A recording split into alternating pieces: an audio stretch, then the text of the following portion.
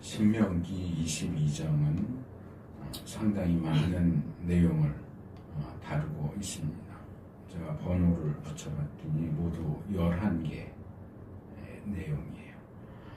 1절에서 4절은 이웃의 잃은 물건과 관련된 내용, 5절은 다른 성의 옷을 입는 것, 6절, 7절은 어미새와 새끼새를 함께 잡는 것에 대한 것, 8절은 지붕의 난간에 대한 것, 9절에서 11절은 식물이나 뭐 그런 것들을 섞는 것, 옷 같은 것도 그렇고 섞는 것, 12절은 옷자락에 술을 다는 것, 13절에서 21절은 결혼과 처녀성에 대한 내용, 22절은 남의 아내와 통간하는 것, 23절에서 27절은 남의 약혼녀와 통간하거나 강간하는 것, 28절, 29절은 처녀를 강간하는 것, 마지막 30절은 계모와 성관계를 갖는 것 등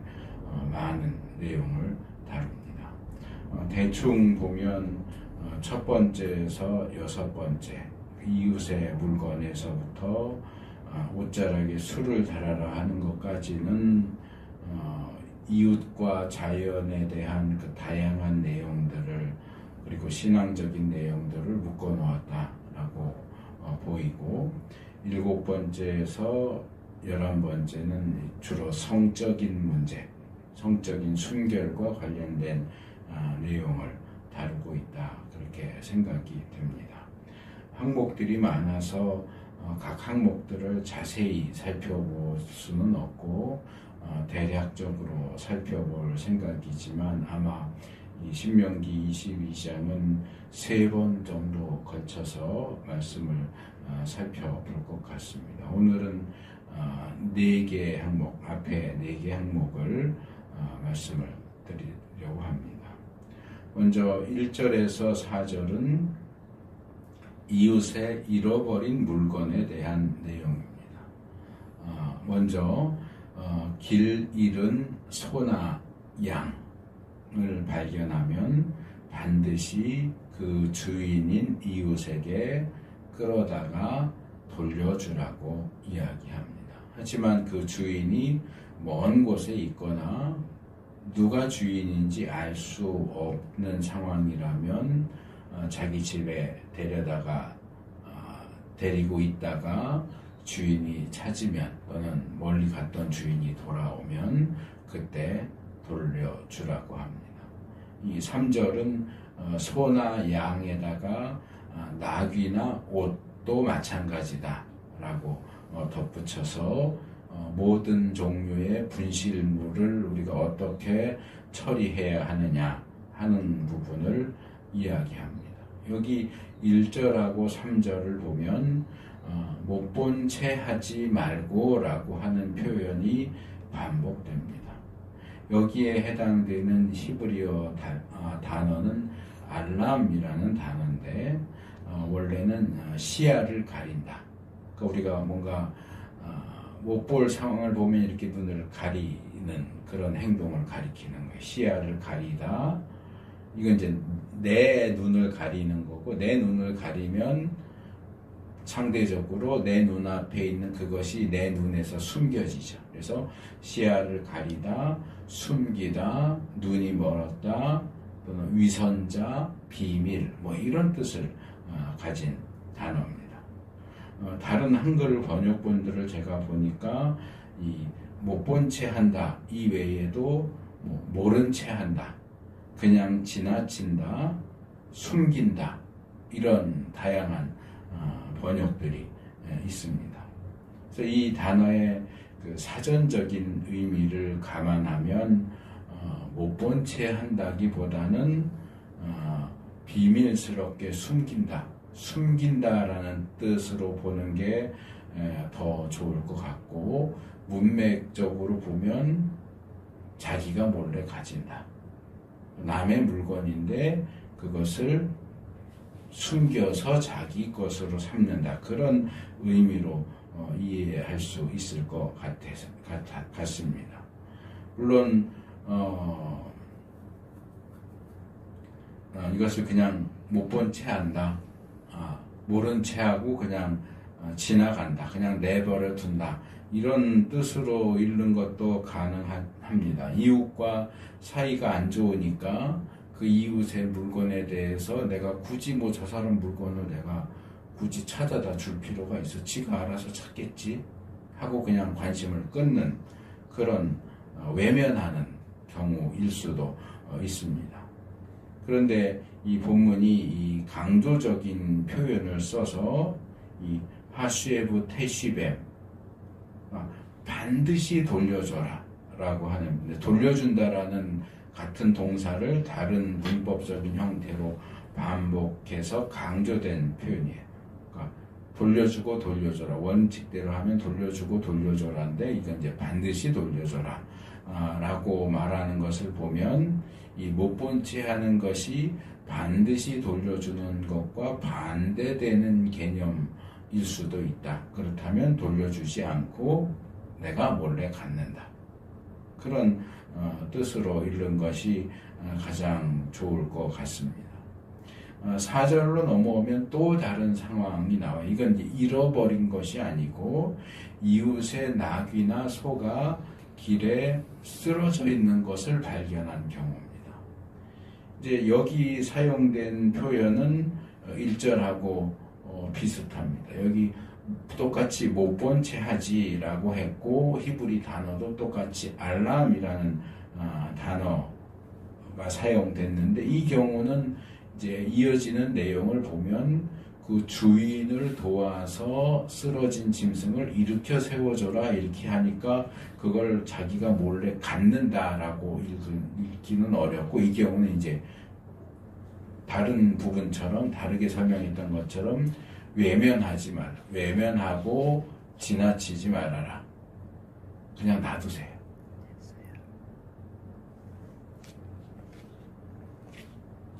그래서 여기서도 일으켜 세워라라는 단어인 쿰이라는 단어를 다른 문법적인 형태로 하켐, 타킴 해가지고 두 번 꼭 일으켜 세워줘라. 그렇게 얘기를 해요.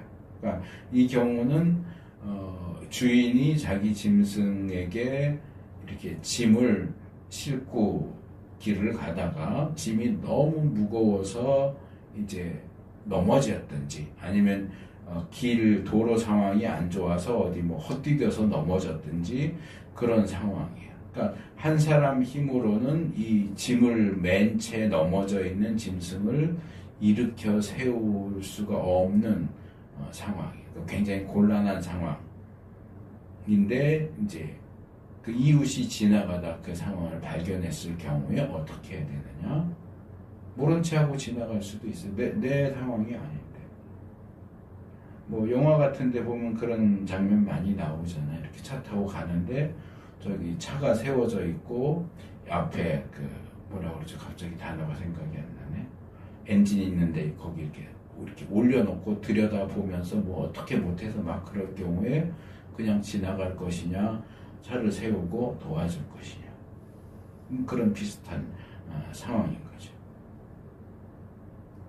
사이가 안 좋은 이웃이라면 야 그거 참 쌤통이다 그러고 그냥 지나갈 수도 있어요. 그런데 사이가 좋으냐 나쁘냐를 떠나서 내 이웃이 그런 상황에 처해 있다면 반드시 도와주라는 거예요. 반드시. 이게 하나님께서 하나님의 백성들에게 요구하시는 기본적이고 상식적인 태도입니다. 욥이 고통 가운데 친구들과 이렇게 대화하는 가운데 이런 얘기를 한 적이 있어요. 욥기 31장 29절에 보면 내 원수가 고통받는 것을 보고 나는 기뻐한 적이 없다. 원수가 재난을 당할 때에도 나는 기뻐하지 않았다.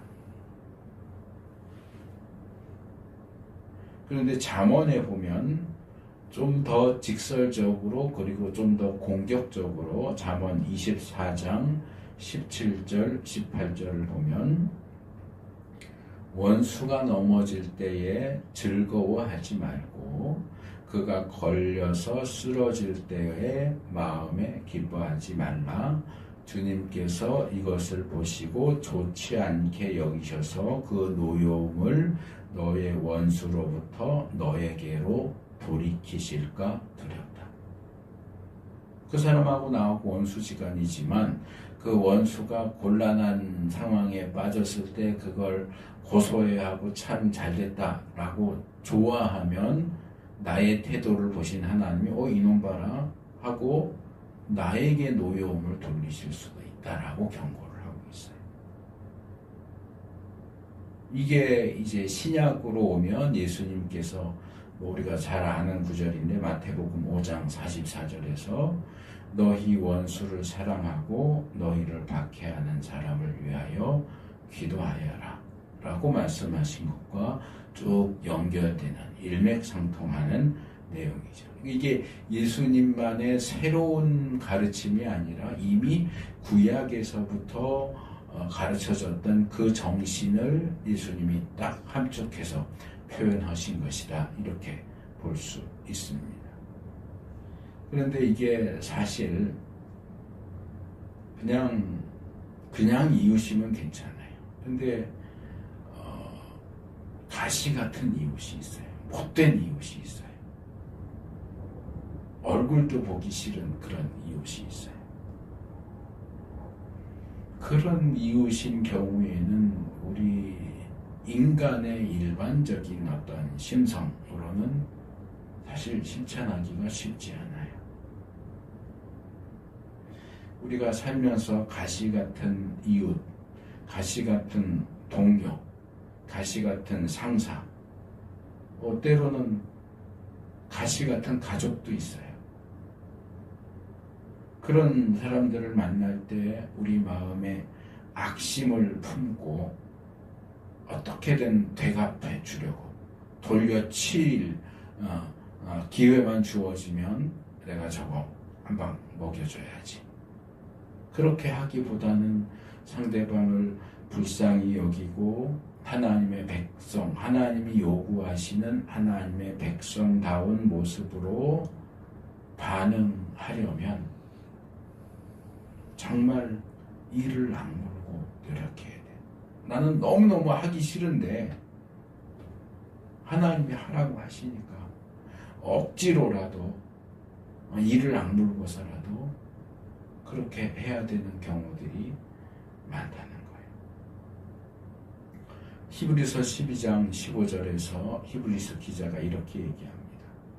하나님의 은혜에서 떨어져 나가는 사람이 아무도 없도록 주의하십시오.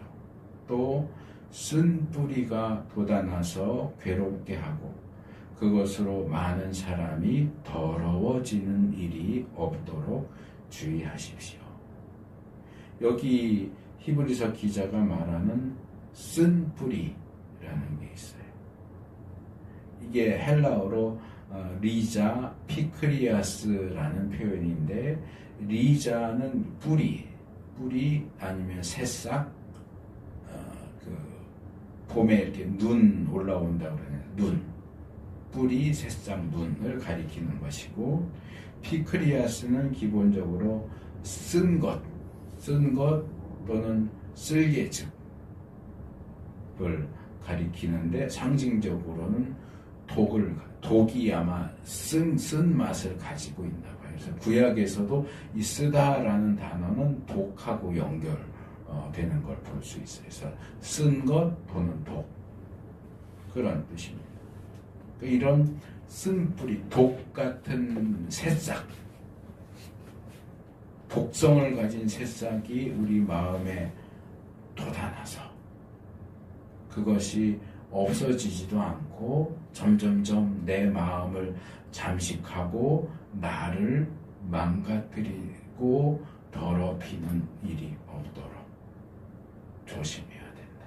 부정적이고 악한 마음 또는 감정 또는 생각 그런 것들이 너희 마음속에 생겨나지 않도록 조심해라.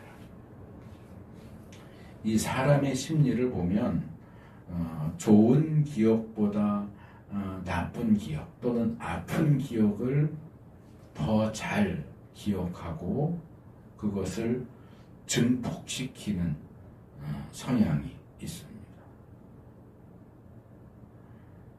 그 유튜브나 이런 데 쇼츠 짧은 영상 보면 이 김창옥 씨가 강연하는 내용 중에 당신의 아픈 기억이 오래가는 이유 그런 짧은 영상이 있어요.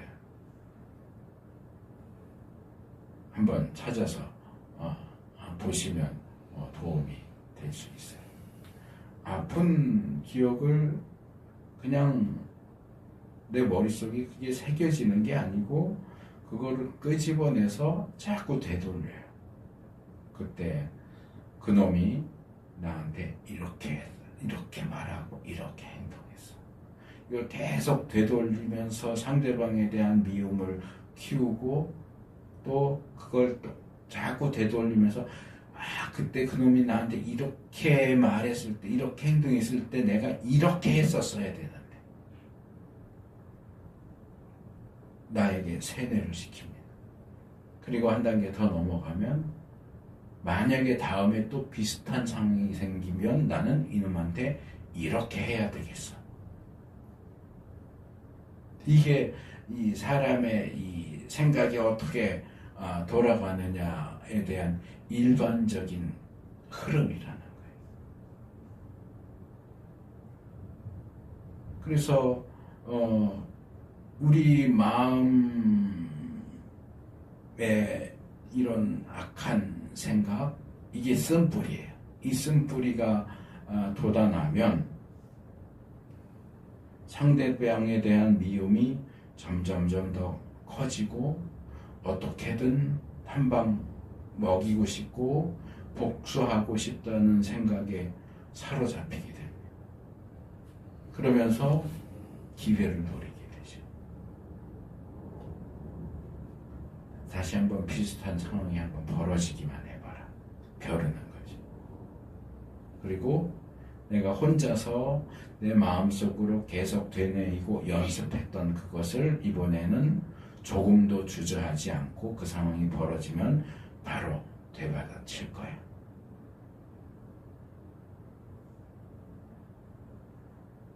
그렇게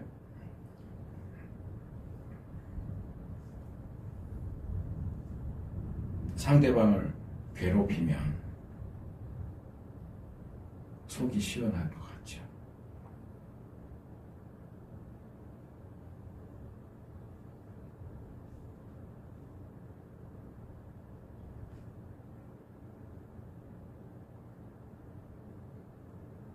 근데 그게 사실은 나한테도 별로 좋지 않아요.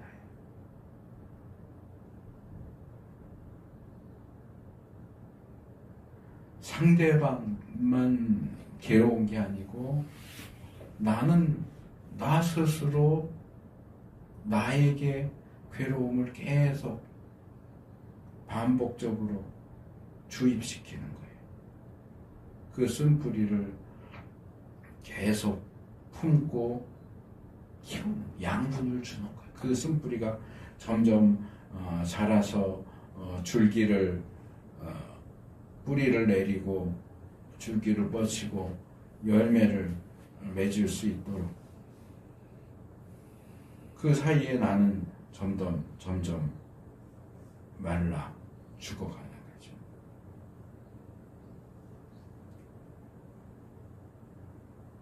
나를 스스로 더럽히고 하루하루가 지옥에서 사는 것 같은 그런 삶을 살게 돼요.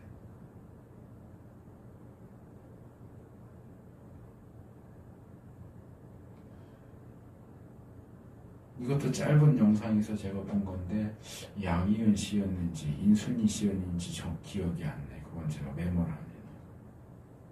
상대방이 나한테 상처를 줬어요.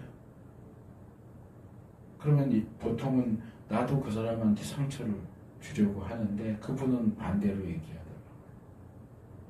그 상대방은 나한테 상처 주고 자기는 나한테 상처 줬다는 것도 잊고 멀쩡하게 잘 사는데 나는 그 사람 때문에 상처받았다는 걸 굳이 티내면서 힘들고 괴롭게 살 필요가 뭐 있냐.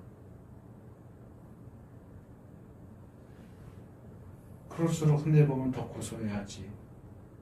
나는 오히려 내가 상대방보다 더 잘 살고 있다는 걸 보여준다. 네가 나한테 그래서 나는 너보다 더 잘 먹고 더 잘 쉬고 더 기분 좋게 기쁘게 살아. 자기는 그렇게 갚아준대.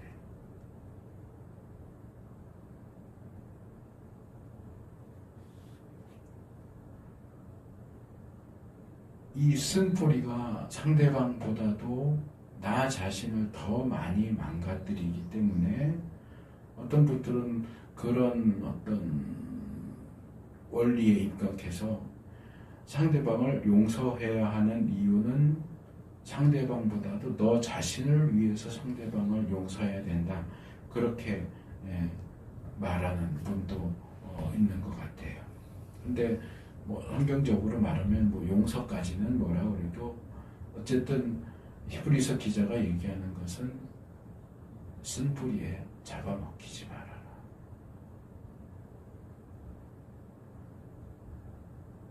그거 거기 자꾸 사로잡혀서 되돌리고 이미 한 번으로 끝난 건데 그걸 머릿속에서 계속 돌리고 재상영하면서 상처를 더 후벼파고 미움을 더 증폭시키고 보복시키고자 하는 마음을 키워나가고 일상생활 속에서도 그 보복할 수 있는 기회를 틈타고 그래서 스스로를 지옥에서 사는 것처럼 그렇게 만들지 말아라.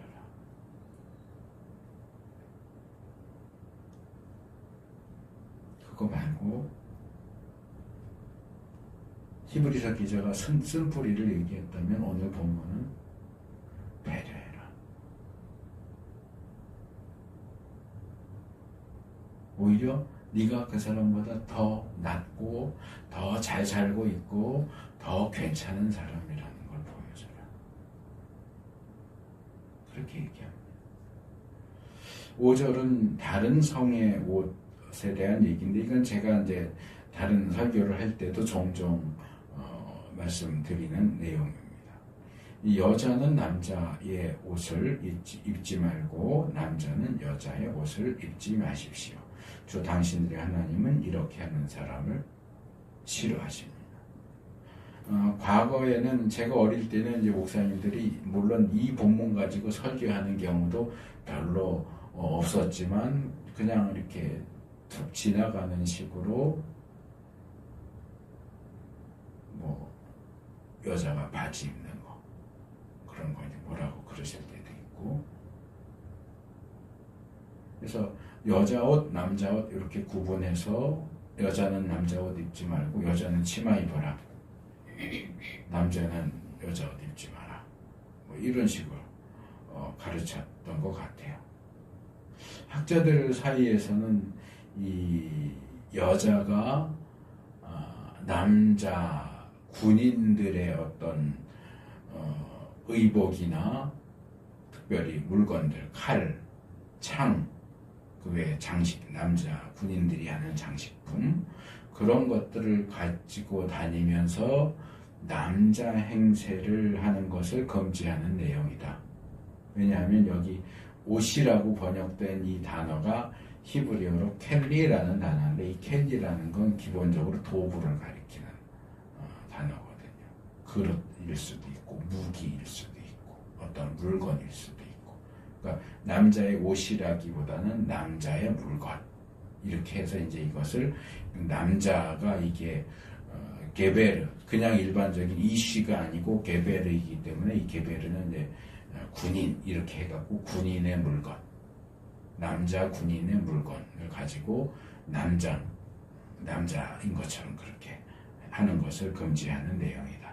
또는 더 나가서 이것은 동성애를 금지하는 내용이다.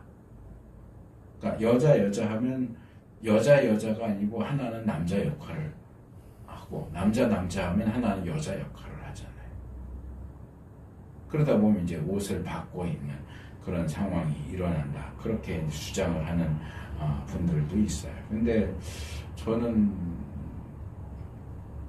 전에 그 출애굽기에서 제사장 의복하면서도 말씀을 드렸지만 이 바지나 치마 이런 구분이 진짜 남자 여자 옷에 대한 구분이냐. 제사장 의복 보세요. 가장 기본 옷이 뭐예요? 보통 흰색으로 표현하지만 줄무늬라고. 줄무늬로 된 흰색 옷을 기본으로 입고 대제사장은 그 위에 파란색으로 된 또 다른 옷을 입고 그 위에 에봇을 입습니다. 근데 이 줄무늬 옷이 어떻게 생겼어요? 통짜 원피스예요. 그럼 그 옷은 남자 옷입니까? 여자 옷입니까? 원피스인데 바지가 아니에요. 그래서 그 옷을 입고 제단에 올라갈 때 하체가 성기가 드러나도록 하지 않기 위해서 속바지까지 만들어 입으라고 얘기해요. 바지면 뭐 하체가 드러날 일이 없잖아요. 근데 이거 그냥 통 원피스예요. 근데 제사장은 여자는 제사장이 안 되거든요. 남자만 제사장이. 남자 제사장이 통 원피스를 입었어요. 그럼 남자가 여자 옷을 입은 겁니까? 뭡니까? 이것은 구약만 해당되는 게 아니고 전 세계 종교와 그런 것들에 공통적으로 발견되는 건데 이건 무속적인 행위예요. 종교적인. 섬기는 신이 남성이냐 여성이냐, 남자 신이냐 여자 신이냐, 섬기는 무당이 남자냐 여자냐에 따라서 남자 신을 여자가 섬기면 문제가 없어요. 여자 신을 남자가 섬길 때도 문제가 없어요. 근데 여자 신을 여자가 섬길 때는 섬기는 여자가 남자 옷을 입어요. 남자 신을 남자가 섬길 때는 남자가 여자 옷을 입어요. 이 성을 맞추기 위해서. 그래서 유튜브에 많아요. 무당들, 점치는 사람들도 유튜브 채널 해갖고 많이 해요. 그럼 거기 나오는 그냥 내용을 들어가서 볼 것도 없어요. 썸네일 보세요. 여자 무당인데 도령 옷 입고 나오고요. 남자 무당인데 박수 무당인데 남자 옷인지 여자 옷인지 희한한 여자 옷 비스무리한 그런 옷 입고 나와서 해요. 점 본다고 그러고. 결국 이거는 옷의 문제가 아니고 의복의 문제가 아니고 이건 우상숭배와 관련된 문제예요. 우상을 섬기기 위해서 의복을 바꾸어 입는 것을 금지하는. 그러니까 하나님은 점술도 싫어하시지만 그런 우상숭배와 관련된 그 관습들도 싫어하신다는 거예요. 이웃만 배려할 게 아니고 하나님도 배려하라는 거예요. 하나님 싫어하시는 거 하지 말라는 거예요. 셋째로 6절에서 7절은 어미새와 새끼새에 대한 이게 주제가 막 중구난방으로 막 널뛰게 하는 거, 럭비공처럼 막 왔다 갔다 하죠. 이웃에 잃어버린 것, 그 다음에 남자 옷, 여자 옷, 그 다음에 갑자기 또 어미새, 새끼새. 길을 가다가 나무에서나 땅에서나 어미새가 새끼나 알을 품고 있는 것을 발견했을 때 어떻게 해야 되느냐. 그러니까 이제 나무 위에 둥지를 만들었거나 어디 풀숲에 둥지를 만들었는데 우연히 그걸 발견했어. 그럼 어떻게 할 것이냐. 무슨 성경이 이런 것까지 얘기해요. 이런 것까지 얘기해요. 물론 있네 그러고 지나갈 수도 있어요. 근데 부모는 뭐라 그래요? 어미 새끼를 품은 어미는 잡지 말고 새끼는 잡아라. 알은 취해도 어미는 잡지 말고 새끼가 있으면 새끼는 잡아도 어미는 살려보내라. 그래야 복을 받고 오래 살 것이다. 이게 얼핏 보면 이게 무슨 소리를 하는 건지 좀 어리벙벙해요. 이게 동물 보호를 얘기하는 건가? 근데 새끼만 잡으면 복을 받아서 장수한다라고 하는 말을 덧붙이는 것도, 십계명 가운데서도 그렇게 하면 복 받는다는 내용이 딱 하나 나오죠. 부모를 경외하면 장수할 것이다. 다른 계명에는 그렇게 하면 이렇게 된다라고 하는 약속이 없어요. 그것만 있어요. 근데 부모 공경의 장수의 복을 약속했던 것처럼 어미는 놔주고 새끼만 잡으면 복 받고 장수한대. 복을 약속을 해요. 그래서 학자들이 이 본문을 해석하는데 어려움을 많이 느낍니다. 여러 주장이 있어요. 예를 들어서 이것은 인도주의적인, 그러니까 사람을 사랑하고 자연을 사랑하고 동물을 사랑하는 그런 인도주의적인 정신에서 하는 명령이다. 또는 인간의 양식거리가 되는 것들을 그냥 무조건 다 잡아먹는 게 아니고 그것을 우리의 양식이 되는 그 근원을 보존하기 위한 명령이다. 그러니까 저희도 닭을 키우지만 닭을 잡아먹으려고 키우는 게 아니고 알을 얻으려고 키우거든요. 근데 어느 날 닭을 다 잡아서 먹으면 뭐 고기는 먹겠지만 더 이상 알은 얻을 수 없는 거죠. 그거랑 비슷한. 그리고 또 더 크게 이 종족 보존의 법칙을 제시하는 것이다. 그렇게 하면 멸종이 되니까 멸종시키지 말고 이렇게 그 종족이 보존될 수 있도록 적당한 선에서 사냥을 해라. 뭐 그런 뜻이다. 이렇게 설명을 하기도 합니다. 저는 그냥 지금 제가 세 가지를 소개를 했는데 그냥 세 가지 모두 종합해서 생각하면 되지 않을까 생각을 해요. 그래서 자연 및 동물 보호, 존중 그런 것도 있고 생명을 존중하고 아끼는 그런 마음, 또 식량이 될 것을 지혜롭게 조절하는 것, 뭐 그런 것들이 전반적으로 종합적으로 작용하는 게 아닐까라고 생각을 해봅니다. 근데 현실하고 이렇게 비교를 해보면 살짝 이해가 안 되는 부분도 있어요. 우리 속담은 뭐라고 얘기합니까? 비슷한 상황 속에서 꿩 먹고 알 먹고, 꿩이 알 품고 있으면 어떻게? 꿩도 잡아먹고 알도 먹고, 둘 다 잡아먹는 것을 횡재했다.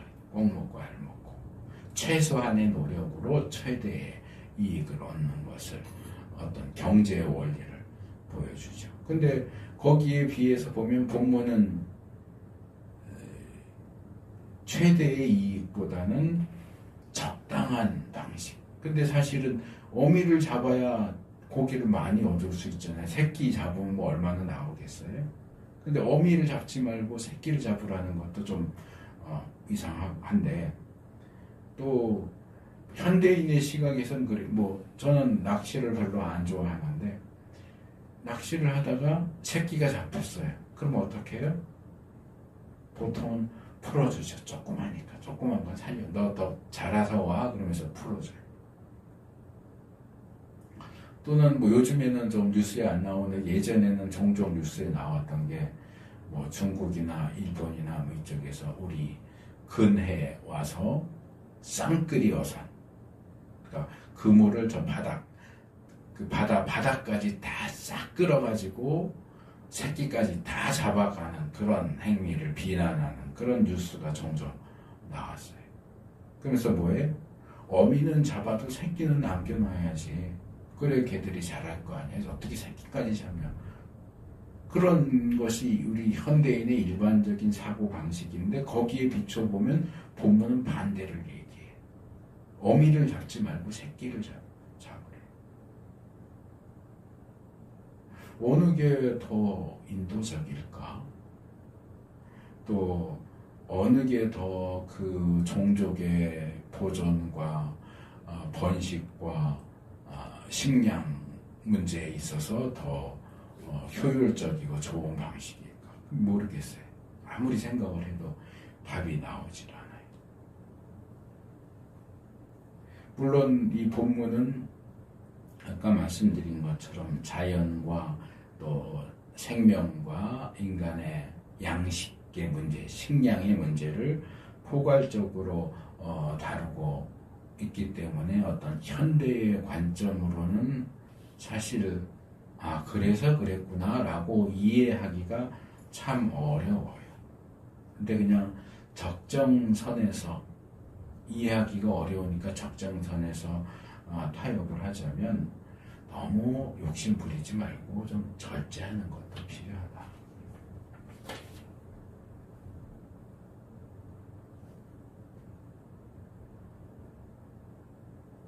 또 우리 미국에서 시작돼서 우리나라에서 많이 요즘엔 좀 활동이 뜸한 것 같은데 창조과학회라고 있어요. 이제 진화나 창조냐 그럴 때 창조를 지지하는 과학자들의 모임, 한국창조과학회. 근데 이제 거기도 이제 비판을 많이 받죠. 왜냐하면 가장 큰 문제는 뭐냐면 미국 창조과학회도 그렇고 거기 영향을 그대로 받은 한국창조과학회는 뭐가 문제냐 하면 성경책이 아니라 과학밖에 안 하잖아요. 근데 사람이 떨어지지 않도록 난간을 높이 세우라는 안전장치를 하는. 그러니까 결국은 이 옥상의 난간, 지붕의 난간이라고 하는 것은 안전장치를 얘기하는 거예요. 제가 대학 다닐 때 1년 선배, 지금 오분교회 담임 목사라는 선배가 뭐 이렇게 얘기하다가 이 구절을 얘기를 나누더라고요. 처음 알았어요. 성경에 이런 것도 있구나. 옥상의 난간 만들라는 말씀도 있구나. 하나님이 정말 세심하게 말씀하시는구나 하는 생각을 하고 놀랐던 적이 있는데 이 말씀은 현대에도 그대로 적용이 가능하죠. 옥상의 난간. 그래서 학교 같은 데는 이렇게 철망 같은 거, 철조망 같은 거 이렇게 치는 경우도 있고 현대 법 중에도 이 건물의 안전 점검과 관련된 조항들이 있는 걸로 알고 있고 건물만이 아니라 이건 광범위하게 적용하는 게 가능해요. 요즘엔 그런 뉴스가 안 나오더라고요. 뭔가 공사를 해놔서 그런지. 제가 한 고등학생 때까지만 해도 종종 그런 뉴스가 나왔었어요. 한강변에서 애들이 놀다가 마사토 채취하고 그대로 놔둔 구덩이에 빠져 죽었다. 그런 뉴스가 여름 되면 종종 나왔었어요. 그러니까 굵은 모래를 한강변에서 지금은 다 이렇게 콘크리트 쳐놓고 이래서 이제 사고가 덜 나는 것 같은데 그 당시엔 그게 없으니까 그냥 그 한강변에 마사토 채취해놓고 그 구덩이를 조치를 다른 걸로 메꾸든지 뭐 이렇게 여기 위험하다라고 하든지 해놔야 되는데 아무것도 안 해놓고 마사토만 채취해 가니까 애들이 놀다가 깊은 구덩이에 빠져서 죽는 거예요.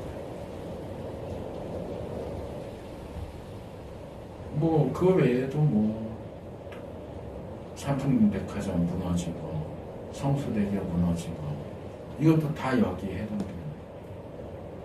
건축을 안전하게 해야죠. 그거 돈 빼먹느라고 부실 공사해놓고 그렇게 무너지게 만들면 아니죠. 안전하게 해야죠. 설계를 할 때 이 정도까지는 해야 안전해 하고 했는데 그거를 예를 들어서 1mm짜리 철근을 넣어야 돼 했는데 이거를 뭐 30cm짜리로 1cm를 해야 되는데 뭐 30mm짜리를 넣는다거나 그럼 당연히 힘을 못 받는데 무너지죠. 다 이 본문 말씀과 관련되는 부분입니다. 또 이런 물리적인 영역 이외에도 우리가 함부로 말하고 행동해서 누군가를 위험에 빠뜨리는 것도 확대 적용시킬 수 있습니다. 물론 사람이 살면서 다른 사람에게 상처 주는 말이나 행동을 하지 않는 것은 불가능합니다. 때로는 의도적으로, 또 때로는 전혀 의도하지, 생각하지 않았는데 그냥 말을 하고 행동을 하다 보니까 상처를 주기도 합니다. 저도 지금 한 3달, 2달 정도 된 것 같은데 무슨 일이 좀 있었어요. 그래서 막 정말 말 그대로 죽을 것 같아요. 목사가 이런 말을 하면 그런데 내가 이러고서 살아서 뭐하나 하는 생각이 하루 종일 들어요.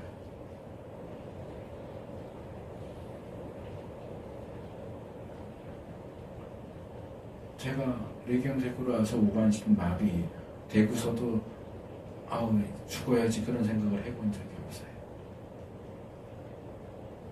당뇨발로 수술 10번 하고 걸을 수 없게 됐을 때도 그런 생각을 해본 적이 없어요. 근데 마음의 상처를 받으니까 삶의 의욕이 없어져요. 뭐 먹고 싶은 생각도 없고 그냥 멍해요. 하루 종일 멍해요. 60평생을 살면서 이랬던 적이 없었어요.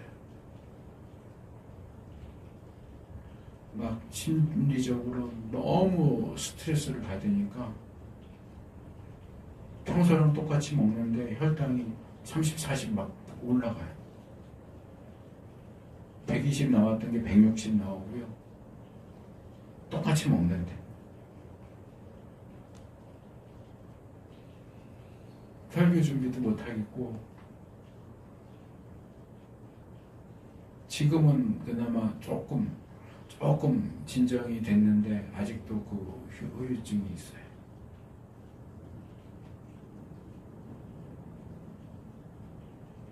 누가복음 2장 35절에 보면 시므온이 아기 예수님을 데리고 할례 받으려고 성전을 왔을 때 마리아한테만 얘기를 해요. 칼이 당신의 마음을 찌를 것입니다 하는 얘기를 하는데, 정말 어떤 말은 심장을 갈기갈기 찢는 것 같은 그런 말이 있어요.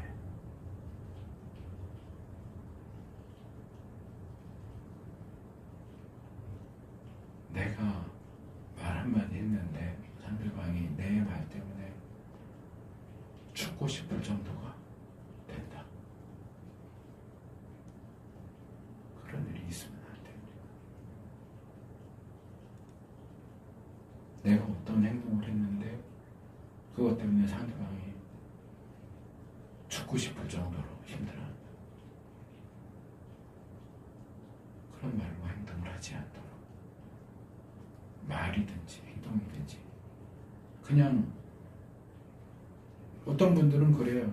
가만히 보면 이렇게 머릿속에 어떤 말이 떠오르면 떠오르는 즉시 그냥 입으로 그냥 뱉는 분들이 있어요. 그러면 안 돼요. 뭘 해야 되겠다라고 떠오르면 그냥 곧바로 행동하는 분들이 있어요. 그러면 안 돼요. 최소한 한 번, 3번은 생각하라고 그러잖아요. 보통 말할 때 좀 생각을 하고, 이 말을 이 상황에서 내가 이 상대방에게 해도 될까?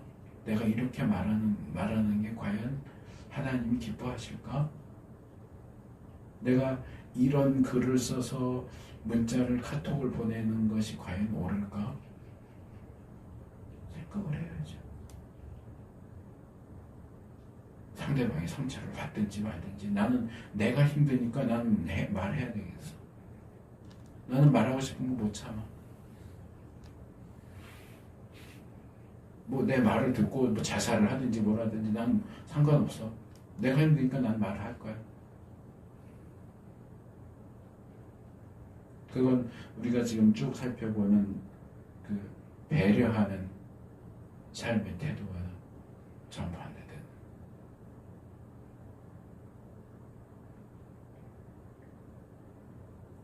오늘 신명기 22장 초반부에 있는 네 가지, 이웃의 잃은 물건, 다른 성의 옷, 어미새와 새끼새, 지붕의 난간, 네 가지를 살펴봤습니다. 뭔가 좀 이렇게 중구난방으로 왔다 갔다 널뛰게 하는 것처럼 보이기는 하지만 학자들은 이 부분도 이렇게 고민을 하면서 이게 어쩌면은 이 고대의 글 쓰는 방식일 수도 있고 모세 특유의 방식일 수도 있다. 뭐 그렇게 보는데 모르겠어요.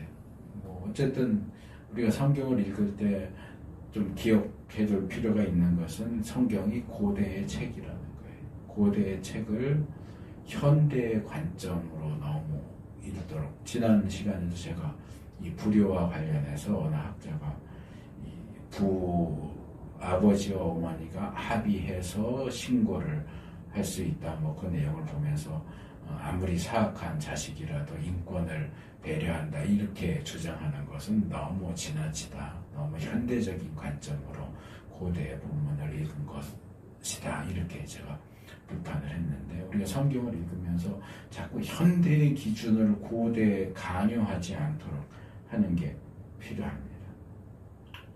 누가 그렇게 얘기를 했었는데 성경이 말하게 해야죠. 내가 말하는 게 아니고 성경이 말하게 하고 성경이 말하고자 하는 것을 들어야 되는데 성경이 왜 어떤 상황에서 왜 이렇게 말할까를 이해하려고 노력을 해야지 성경이 말하는 건 안 듣고 내 기준, 현대의 기준을 가지고 이런 무슨 가부장적이고 여성 탄압적이고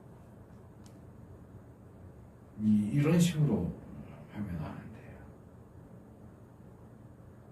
내가 말하고 싶은 거, 내 방식, 현대의 어떤 스타일 그런 틀 속에다 성경을 꾸겨 넣는 성경에 대한 본문에 대한 테러를 행하면 안 됩니다. 성경이 말하는 게 무엇인지 귀를 기울이고 내가 듣고 싶은 걸 듣는 게 아니고 성경이 말하는 걸 들어야죠. 그래서 그것을 조금이라도 더 잘 이해하기 위해서 필요한 부분들, 전에 제가 성경을 잘 이해하기, 해석하기 위해서 필요한 거 가장 기초적인 거 몇 가지 말씀을 드렸어요. 언어, 역사, 문화, 관습 그런 것들도 좀 공부해야 되고 그래서 오늘 살펴본 내용을 한마디로 요약하기는 어렵지만 중간에 말씀드린 것처럼 배려하는 삶을 살아라. 이웃을, 자연을, 생명을 그리고 더 나아가서 하나님까지도 배려하는 일상생활에서도 신앙생활에서도 다른 사람을 배려하고 상대방이 나로 인해서 내 말이나 행동으로 인해서 상처 입지 않고 내가 그 사람에게 걸림돌이 되지 않고 오히려 나 때문에 그 사람이 한 걸음 더 나가고 한 걸음 더 올라갈 수 있는 디딤돌이 될 수 있는 그런 삶이 되어야 한다. 약하기도 한데다가 악하기까지 한 우리에게는 정말로 어려운 일이겠지만 그래도 하나님께서 명령하시는 내용이니까 어떻게든 그 뜻대로 살고자 우리의 죄상을 억누르고 날마다 나를 쳐서 복종시키고 그래서 하나님이 우리에게 요구하시는 배려하는 삶을 살고자